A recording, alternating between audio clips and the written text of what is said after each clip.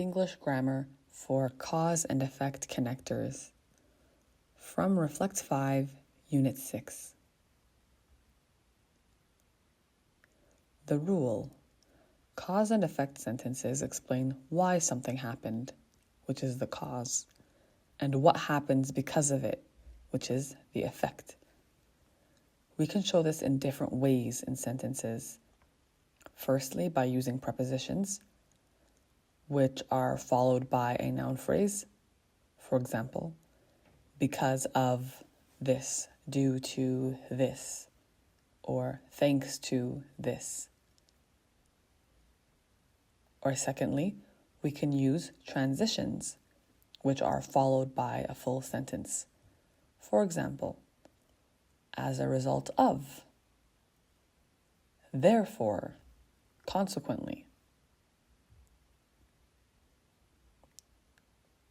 Remember, if the sentence explains why something happened, which is the cause, you need to use a preposition. And if the sentence explains what happened next, which is the effect, you need to use a transition. Pause here and practice by filling in the blanks on the screen.